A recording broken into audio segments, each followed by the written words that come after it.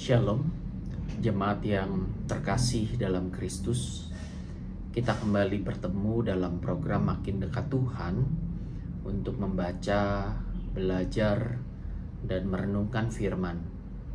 Saudara, setiap kita pasti pernah merasa lelah. Bukan cuma lelah secara fisik, tapi juga lelah batin.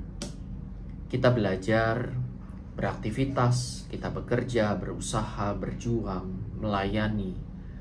Tapi rasanya seperti semua itu sia-sia. Capek ya, tapi seperti tidak ada kepuasan melakukannya. Seolah-olah hidup ini hanya berputar-putar tanpa arah. Dan hal ini yang disampaikan dalam kitab Pengkhotbah, kitab yang ditulis oleh Raja Salomo. Orang paling bijaksana yang pernah ada memulai kitabnya dengan menulis segala sesuatu sia-sia. Dan sepanjang 12 pasal kitab Pengkhotbah, ada lebih dari 30 kata sia-sia terselip hampir di setiap pasalnya. Seakan-akan Salomo hendak mengatakan, pokoknya apapun yang kita jalani di kolong langit ini, semuanya sia-sia.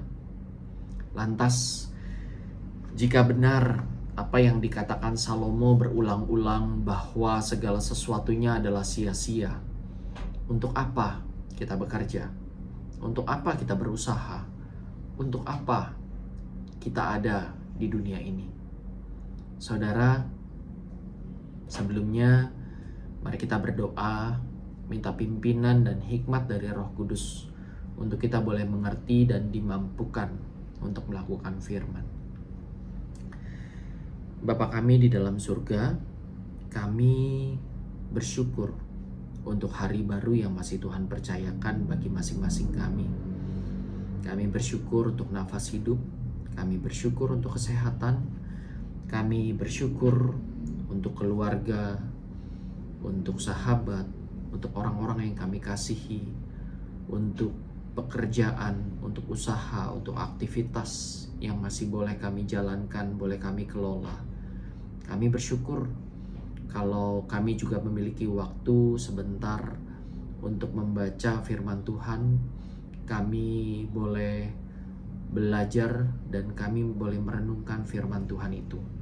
Tuhan, kami mohon pimpinan Roh Kudus memberikan kami hikmat, pengertian, boleh mengerti apa yang Tuhan hendak sampaikan bagi tiap-tiap kami, dan mohon berikan kepada kami hati yang lembut seperti tanah yang gembur yang siap ditanami oleh firman, sehingga firman yang nantinya kami baca, kami renungkan, boleh kami simpan baik-baik, boleh bertumbuh dalam hidup kami, bahkan boleh berbuah nyata dalam setiap aspek kehidupan kami.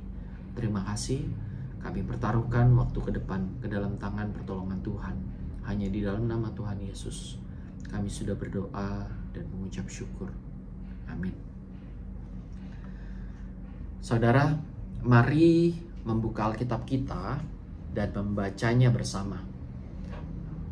Firman yang diambil dari Pengkhotbah 4 ayat yang ke-7 sampai dengan ayat yang ke-16. Pengkhotbah 4 ayat yang ke-7 sampai dengan ayat yang ke-16 berjudul kesia-siaan dalam hidup. Aku melihat lagi kesia-siaan di bawah matahari. Ada seorang sendirian, ia tidak mempunyai anak laki-laki ataupun saudara laki-laki, dan tidak henti-hentinya ia berlelah-lelah. Matanya pun tidak puas dengan kekayaan. Untuk siapa aku berlelah-lelah dan menolak kesenangan? Ini pun kesia-siaan dan hal yang menyusahkan. Berdua lebih baik daripada seorang diri, karena mereka menerima upah yang baik dalam jerih payah mereka. Karena kalau mereka jatuh, yang seorang mengangkat temannya, tetapi wai orang yang jatuh yang tidak mempunyai orang lain untuk mengangkatnya. Juga kalau orang tidur berdua, mereka menjadi panas. Tetapi bagaimana seorang saja dapat menjadi panas? Dan bila mana seorang dapat diarahkan, dua orang dapat bertahan, tali 3 lembar tidak mudah diputuskan. Lebih baik seorang muda miskin tetapi berhikmat daripada seorang raja tua tetapi bodoh yang tidak mau diberi peringatan lagi. Karena dari penjara orang muda itu keluar untuk menjadi raja, biarpun ia dilahirkan miskin semasa pemerintahan orang yang tua itu. Aku melihat semua orang yang hidup di bawah matahari berjalan bersama-sama dengan orang muda tadi yang akan menjadi pengganti raja itu. Tiada habis-habisnya rakyat yang dipimpinnya. Namun orang yang datang kemudian tidak menyukai dia. Oleh sebab itu, ini pun kesia-siaan dan usaha menjaring angin. Jemaat yang dikasihi Tuhan, kata sia-sia dalam kitab Pengkhotbah berasal dari kata hebel. Dalam bahasa Ibrani yang seringkali diterjemahkan sebagai kesia-siaan atau fana. Dan terjemahan lainnya adalah uap atau nafas. Sesuatu yang diartikan rapuh atau cepat berlalu atau sementara. Jadi Salomo hendak mengatakan bahwa apapun yang kita lakukan, apapun yang kita kerjakan, apapun kenikmatanmu, apapun keberhasilanmu, bahkan apapun kesulitan, kesakitan, kesusahan, kehancuran kita, semuanya adalah hebel. Itu hanyalah sementara. Semuanya sia-sia. Namun di tengah semuanya itu, penulis Pengkhotbah menemukan satu hal yang tidak sia-sia, dan itu adalah hidup yang dijalani bersama. Mari kita kupas lebih dalam bersama-sama. Ayat yang ke-7 dan ayat yang ke-8, aku melihat lagi kesia-siaan di bawah matahari. Ada seorang yang hidup seorang diri, tidak mempunyai anak atau saudara. Namun jerih payahnya tidak ada habis-habisnya. Saudara bayangkan seseorang yang bekerja dengan begitu kerasnya, rajin, dan mencapai kesuksesan. Tapi dia hidup sendirian, tidak punya siapa-siapa. Dia terus bekerja, tapi tidak tahu untuk siapa. Punya harta, tapi tidak ada yang bisa dinikmati bersama. Mungkin kita juga pernah ada dalam situasi tersebut. Kita kejar karir, kejar target, kejar pelayanan, tapi di dalam hati kita merasa kosong. Kita sibuk sekali, tapi merasa sendirian. Dan saat semua kesibukan berhenti, barulah terasa saya tidak punya siapa-siapa. Ayat yang ke-9, berdua lebih baik daripada seorang diri, karena mereka menerima upah yang baik dalam jerih payah mereka.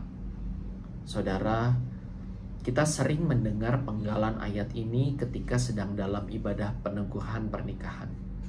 Namun, ayat ini sesungguhnya mengingatkan kita bahwa Tuhan tidak pernah menciptakan kita untuk hidup sendirian.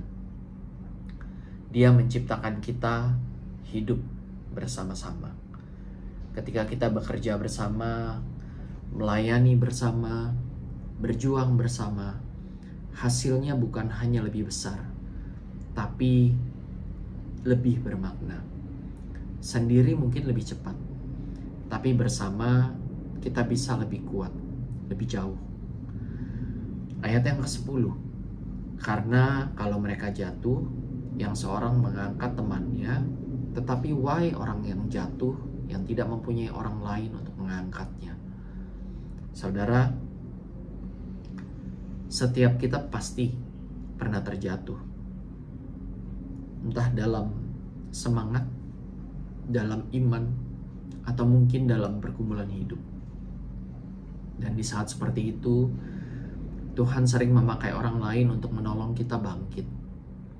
Entah, pernahkah saudara merasa di saat hampir menyerah, ada keluarga, ada pasangan, ada sahabat atau teman, ada rekan, ada komunitas yang memberikan semangat, yang menolong, yang berdoa bagi kita, atau bahkan sekedar menjadi telinga yang mendengar keluhan kita. Itu bukanlah suatu kebetulan. Itu cara Tuhan berkata kalau saudara dan saya tidak sendirian. Dan Tuhan juga mau pakai kita menjadi orang yang sama seperti itu bagi orang lain. Karena kebersamaan yang sejati bukan cuma tentang ditemani, tetapi juga menemani. Ayat yang ke-11, juga kalau dua orang tidur bersama mereka menjadi panas. Tetapi bagaimana seorang saja dapat menjadi panas? Ayat ini berbicara tentang kehangatan. Bukan hanya secara fisik, tetapi juga emosional dan juga rohani. Sadarkah kita, saudara, dunia kita ini, sekitar kita, komunitas kita, hari ini semakin dingin. Orang sibuk dengan urusannya sendiri, sibuk dengan target, bahkan sibuk dengan gadget mereka masing-masing. Tapi di tengah dunia yang dingin ini, Tuhan mengingatkan kita bahwa kita butuh kehangatan. Kita perlu berbagi kehangatan, dan dengan kita saling memperhatikan, saling mengasihi, saling menguatkan, saling menopang satu dengan yang lain. Ayat yang ke-12. Dan bila mana seorang dapat dikalahkan, dua orang akan dapat bertahan. Tali 3 lembar tidak mudah diputuskan. Dan yang terpenting adalah kebersamaan yang sejati bukan cuma 2 orang atau lebih, tapi 2 orang atau lebih yang diikat oleh Tuhan. Tali 3 lembar. Saya, saudara, sesama kita, dan Tuhan. Itu yang membuat hubungan menjadi kokoh, menjadi kuat. Kalau Tuhan ada di tengah-tengah, maka kasih itu tidak mudah retak. Entah dalam persahabatan, keluarga, pelayanan. Kalau Tuhan menjadi pusatnya, maka kebersamaan itu tidak akan sia-sia. Ayat yang ke-13 sampai dengan ayat yang ke-16 berbicara tentang raja tua yang bodoh dan pemuda miskin yang bijak. Raja tua itu tidak mau mendengar nasihat lagi, tetapi pemuda miskin itu bijak dan akhirnya banyak orang berpihak kepadanya. Lantas apa maknanya? Kebersamaan bukan hanya soal punya banyak harta ataupun banyak orang di sekitar kita, tetapi juga soal kerendahan hati untuk mau mendengar. Raja tua kehilangan dukungan karena ia sombong, merasa paling tahu. Sementara pemuda miskin diterima karena ia mau belajar, mau mendengarkan. Yakobus 3 ayat yang ke-16 tertulis, di mana ada iri hati dan mementingkan diri sendiri, di situ ada kekacauan dan segala macam perbuatan jahat.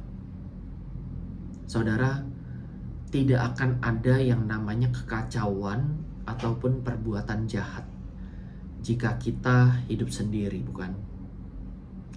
Berdua atau lebih bersama pasti akan muncul masalah. Tapi mari kita hidup bersama dengan sehat. Mari buang iri hati, utamakanlah rendah hati. Kesampingkan kepentingan diri sendiri dan mulailah belajar untuk saling memahami. Jemaat yang terkasih dalam Kristus, lewat bagian ini kita belajar bahwa hidup sendiri itu sia-sia. Tetapi hidup bersama dengan Tuhan di pusatnya tidak akan pernah sia-sia. Saudara, saya mengajak kita boleh merenungkan sejenak. Yang pertama, apakah saya, apakah saudara apakah kita sedang berjalan sendiri secara rohani? Apakah saya, apakah saudara, apakah kita sudah membuka hati untuk orang lain di sekitar kita? Dan apakah Tuhan sudah ada di tengah-tengah hubungan saya dan sesama? Kebersamaan sejati adalah cerminan kasih Allah sendiri. Bapa, Anak, dan Roh Kudus hidup dalam satu persekutuan yang sempurna, dan kita dipanggil untuk meneladaninya. Mari kita berdoa.